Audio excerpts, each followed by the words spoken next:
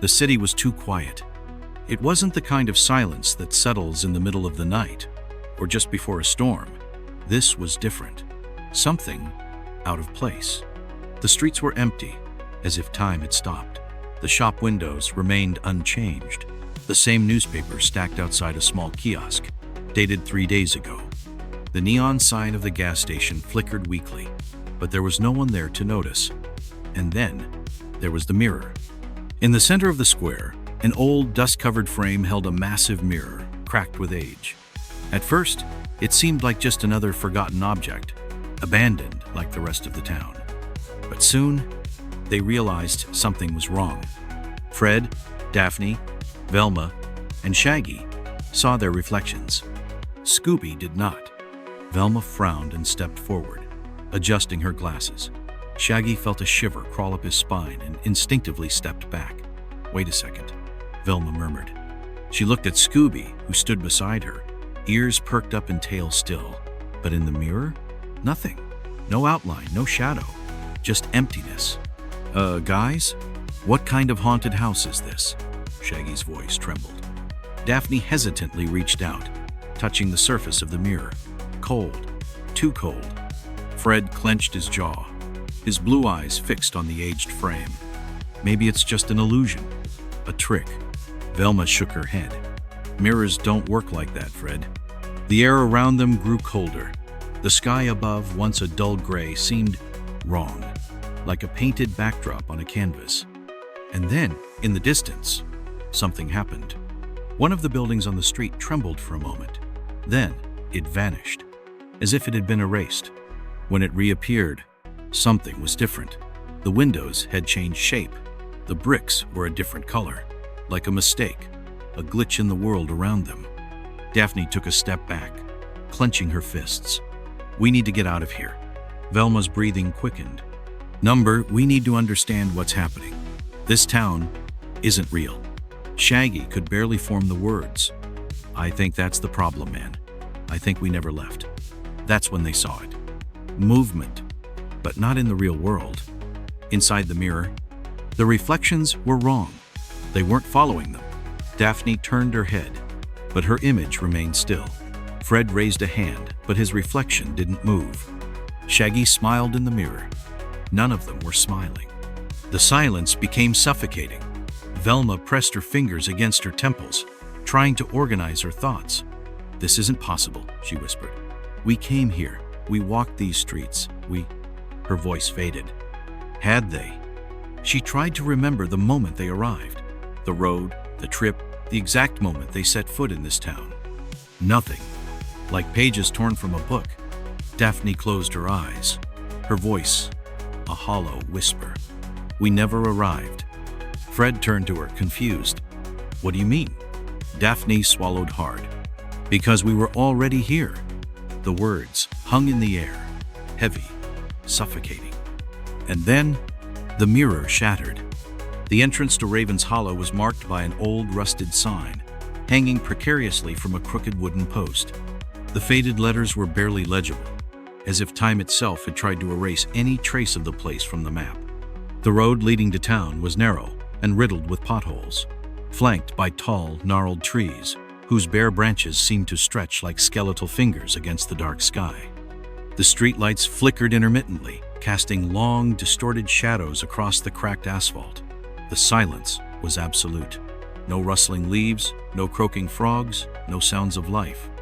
There was no traffic, no distant chatter, not even the hum of nocturnal insects. Only the faint whisper of the wind and the creaking of old structures that seemed to groan under the weight of their own existence. The Mystery Machine's engine purred softly as its tires crunched over the loose gravel. Fred tightened his grip on the wheel, guiding the van slowly down the main street. The place felt frozen in time. Houses with boarded-up windows lined the road, still and abandoned, as though they had been forgotten long ago.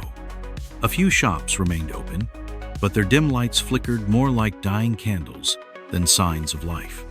The few residents that remained were like shadows. They moved slowly inside the establishments, their faces partially obscured by the gloom.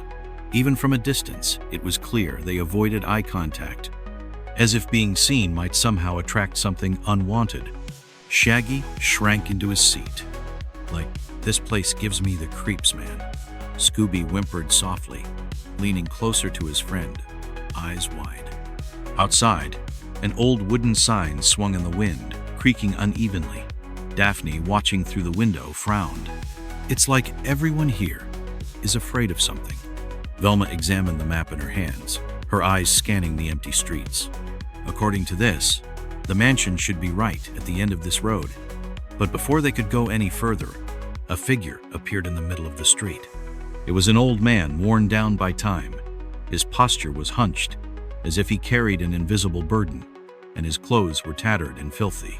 His wide, wild eyes darted over them, as if they were some sort of omen. Fred hit the brakes, the van stopping just a few feet away from the man.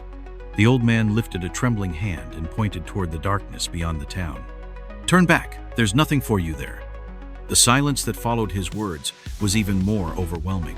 Fred exchanged glances with the others before lowering the window. "Sir, we're looking for the old man's. There is no mansion." The way he said it was like a blade of ice sinking into their spines. His voice was weak, but it carried a certainty so firm it felt like a verdict. It didn't sound like a warning. There was no plea in his tone, only the simple, terrible truth. Fred tried again. "But we..." Before he could finish, the old man abruptly turned away and began to walk off, muttering to himself. His words were unintelligible, but they carried an unsettling urgency. Velma adjusted her glasses, watching his frail silhouette vanish into the darkness. Well, that was disturbing. Shaggy crossed his arms, shivering. "Maybe that's our cue to leave before?" "We've come this far," Fred interrupted, firm. "We'll see it for ourselves." They pressed on. As they moved forward, the world behind them seemed to dissolve. The houses, the streets, the few dim lights that still flickered in the town, all disappeared into the darkness. It was as if the town itself refused to exist beyond that point. The air grew heavier. The scent of damp earth and decaying leaves filled the van. The trees around them thickened, their trunks casting grotesque shadows along the road. And then, as they rounded a bend, the mansion appeared. It was abrupt, as if it had materialized out of nowhere. A cold wind cut through the air, rustling the dry leaves and making the trees creak like they were whispering secrets. In the distance, thunder rumbled, echoing through the cloud-choked sky. Velma held her breath. There it is. The mansion loomed atop the hill, a dark monolith from another era. Its stone walls were smothered by dense, suffocating ivy. Its massive, empty windows stared down at them like vacant eyes, watching their every move. The iron gate, rusted and warped, swayed slightly in the wind, letting out a slow, mournful creak. Fred pushed the gate open. The scrape of metal against stone echoed in the silence. The air was thick with the scent of damp wood and decay. Daphne crossed her arms, hugging herself. "I don't like this place." Fred climbed the cracked stone steps, the others hesitating just behind him. The mansion's door, massive and warped with age, was slightly ajar, just enough to reveal the darkness inside. Shaggy stopped on the first step, like maybe we should knock first. Velma ignored him and reached for the handle. Before she could push it open, the door swung inward on its own. A breath of cold air escaped from within, carrying the scent of dust, mold, and something else. Something metallic, something that smelled like rust but felt wrong. Like the faint, lingering scent of dried blood seeping into the walls. Fred looked at the others, his expression firm, masking his unease. "Well, here we go." They stepped inside. And then, with a deafening crash, the door slammed shut behind them. The silence that followed was absolute. The mansion had swallowed them whole. Darkness swallowed them the instant the door slammed shut. The only trace of light came from the faint glow of Daphne's phone screen and the unsteady beam of Velma's flashlight. The air inside the mansion was heavy, thick with the scent of aged wood, mold, and a faint metallic tang lingering in the background like rust or blood. The wind whistled through unseen cracks, and in the distance, the groaning of old wood echoed through the structure, as if the house itself were breathing. Fred turned immediately and pulled on the doorknob. Nothing. The door didn't budge an inch. Locked. Daphne swallowed hard. Maybe it was just the wind. Velma cut her off, her voice firm and tense. Number that door didn't just close. It was locked. Shaggy and Scooby instinctively shrank back, their eyes scanning the vast entrance hall. In the center, a grand staircase curved upward into shadows. Above them, an enormous chandelier hung from rusted chains, its glass covered in decades of dust, swaying slightly as if something had just passed by. And then they heard it. The first whisper, low, distant, impossible to understand. Shaggy jumped back. Woo, who said that? Velma shook the flashlight against her palm, but the light remained unstable, illuminating only a small, trembling circle in front of them. Scooby sniffed the air, uneasy. His ears stood completely upright, his body stiff, and then, with a low whimper, he pressed himself against Shaggy. Daphne frowned as she felt her phone vibrate in her hand. That's weird. No signal, but I just got a message. Everyone gathered around as she lifted the screen. A single message flashed across it. You have been here before. A faint static noise crackled from the phone, like something trying to break through the line between the real and the impossible. Velma stood frozen. That doesn't make sense. Fred clenched his jaw, keeping his composure. We keep moving. They pressed forward, their footsteps muffled by the thick carpet, now coated in a fine layer of dust. The air grew even colder as they ventured deeper into the mansion. The hallway stretched on, its walls lined with ancient portraits of strangers. Their faces, frozen in vacant expressions, seemed to follow the group's every move. Shaggy let out a nervous laugh. Hey, I bet these paintings are just a trick of the light, right? As if waiting for that exact moment, one of the portraits blinked. A single wet blink of an eye. Dead silence. Shaggy screamed and stumbled backward, grabbing onto Daphne's arm. It moved. Scooby howled and hid behind Velma. Daphne stared at the painting, trying to see what Shaggy had seen. The image now looked perfectly normal, but something was wrong. Velma stepped closer, frowning. It must have been your imagination. There's no way. She stopped abruptly. Her flashlight illuminated the floor, and amidst the dust that had settled over years, something stood out. Footprints. Fresh ones. They weren't theirs. They led in the opposite direction, deeper into the mansion. Fred's fist clenched, his expression darkening. We're not alone. Above them, the sound of footsteps echoed, reverberating through the corridors. Scooby let out a low growl, his fur bristling. Velma cautiously followed the footprints. They led to a door at the end of the hall, slightly ajar. The group approached. The room beyond appeared to be an old study. Bookshelves lined the walls, filled with dusty volumes, some scattered across the floor. Decayed furniture occupied the space, and the scent of mold was even stronger here. But in the center of the room, on a dark wooden desk, one object remained untouched. An old cassette recorder. The rewind button was pressed down. It was waiting to play. Fred hesitated. Should we listen? Velma, unable to tear her gaze away from the device, pressed play. A click, a low hiss of static. Then, a voice.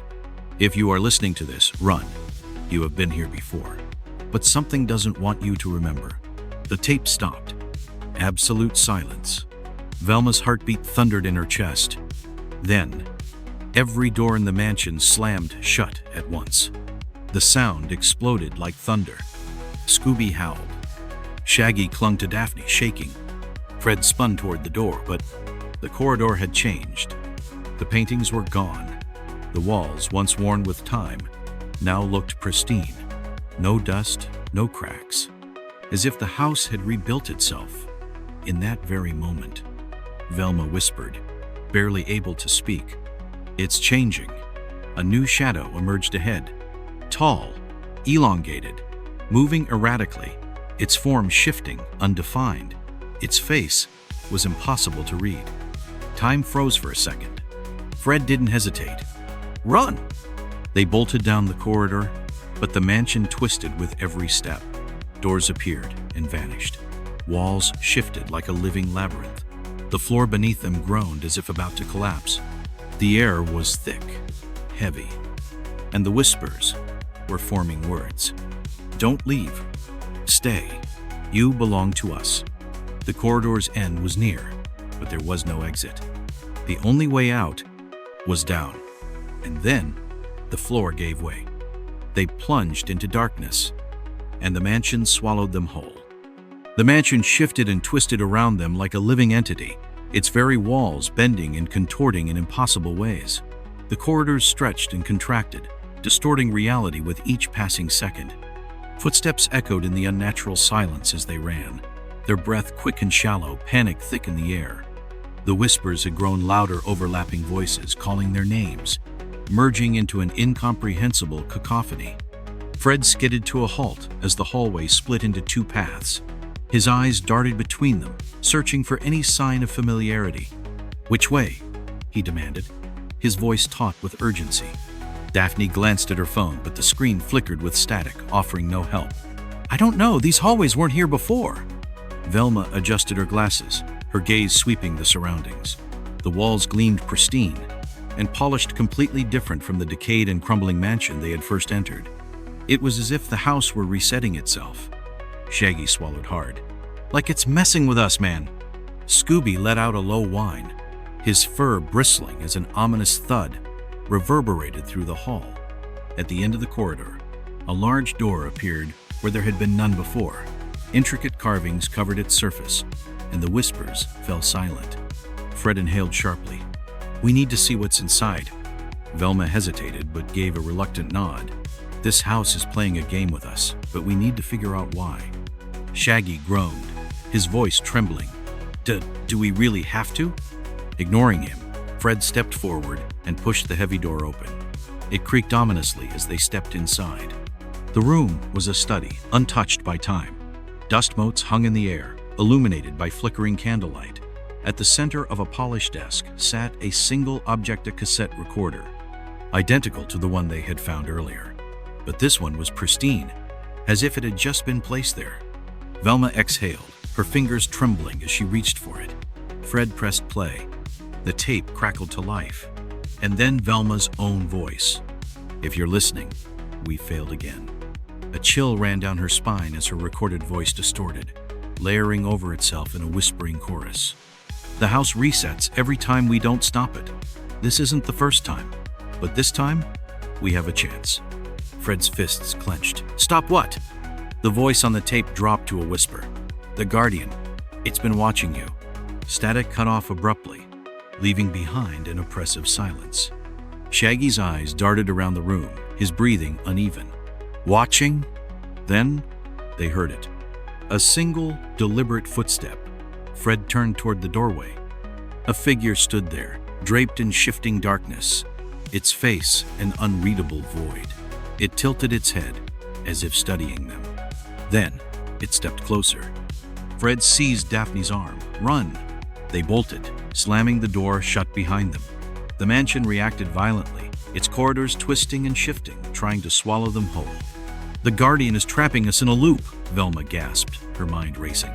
Shaggy's voice cracked. "How do we stop it?" Fred's jaw tightened. "We break the loop."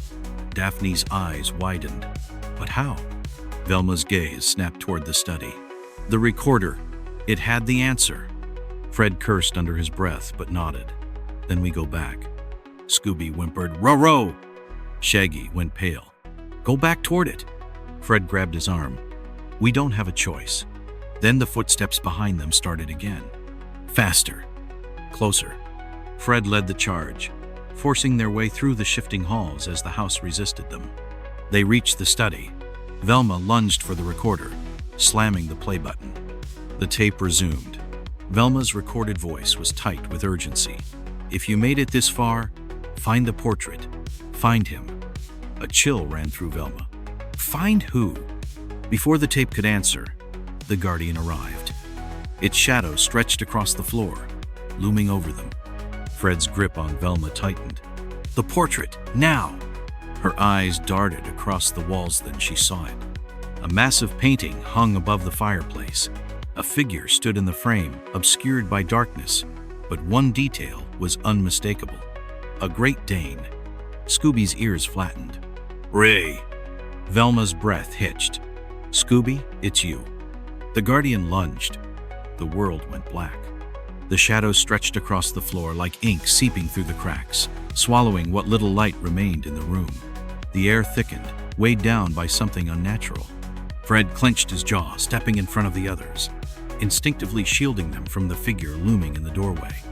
A low, guttural breath filled the silence, floorboards creaking under an unseen weight. Velma's voice barely rose above a whisper. "The portrait. It's Scooby." Daphne sucked in a sharp breath. "That doesn't make sense." Fred's gaze flickered between the Guardian and the massive painting above the fireplace. Half hidden in shadow, the figure within the portrait was unmistakably Great Dane, its old-fashioned collar glinting in the dim light. Scooby's tail drooped as he whimpered. "Raggy?" Shaggy swallowed hard. "I don't like this, man. I really don't like this." Velma adjusted her glasses, trying to steady her thoughts. "The Guardian, it's not just trapping us. It's guarding something." Fred stepped forward. "If it's guarding something, that means it can be defeated." Daphne shook her head. "But how?" Velma's eyes locked onto the painting again. "There's something about Scooby, about who he really is." Scooby looked around frantically. "Oh, Rhea." Then the Guardian moved. A sudden rush of air, deep, echoing footsteps. Fred barely had time to react before everything went dark. A cold wind tore through the room. The shadows surged forward, swallowing them whole. The wind howled. Walls groaned. Lights flickered wildly. Then, silence. Velma blinked. The study was gone. A long hallway stretched before her, lined with paintings of unfamiliar faces. The walls, pristine and untouched, glowed under a soft golden light. The scent of old books and aged wood filled the air, tinged with something metallic. She turned quickly. Fred? Daphne? Shaggy? No answer. Her breath quickened. She wasn't in the mansion anymore. She was in a memory. Faint echoes drifted through the corridor, distant murmurs as if people were speaking just out of reach. At the end of the hall, a door stood ajar, a flickering light pulsing from within. With hesitant steps, she approached. Inside, a laboratory. And there, standing in the center of the room, was Scooby-Doo. But not as she knew him. This Scooby was younger, smaller, and he wasn't alone. A man stood beside him, scribbling notes on an old clipboard. His back was turned, his features obscured, but his voice low, steady, almost affectionate, sent chills through Velma's spine. "You're special, my friend. The key to everything." Scooby barked happily. Velma's pulse quickened. "What am I seeing?" She stepped forward, and suddenly, the man turned. His face, Velma gasped. "No." Then, darkness. A massive rushing heartbeat pounded like a deep drum in the void. Velma snapped back to reality. She was in the mansion again, on her knees, Fred shaking her shoulders. "Velma, what happened?" She gasped, still reeling. I saw something. Scooby was there, a long time ago, and there was a man." Shaggy helped Scooby up. "Ray?" Velma turned to look at Scooby. For the first time, he looked scared of himself. Fred narrowed his eyes. If Scooby was there, that means he's part of whatever this place is. Daphne shook her head. "But what does that mean?" Velma exhaled. "It means Scooby isn't just involved in this mystery." She turned to the massive portrait again. "Scooby is the mystery." The Guardian lurched forward, its growl reverberating through the walls. The air shifted, heavy and thick with unseen force. Fred grabbed Scooby. "We need to get out of here now." The shadows collapsed inward as the mansion began to shake. Wood split. Glass shattered. A deep rumble shook the ground beneath them. Shaggy gripped Velma's arm. "Whoop, where do we go?" Velma's mind raced. "We finish what was started." Fred turned toward the portrait. If Scooby is the key, then the answer is in him. The Guardian roared, lunging forward. The walls shattered. And then, everything turned to white. Silence fell, as if the entire world had been erased. Blinding white light consumed everything. The mansion, the walls, the floor gone. Silence followed, thick and absolute, as if time itself had stopped. Faint echoes faded into nothingness.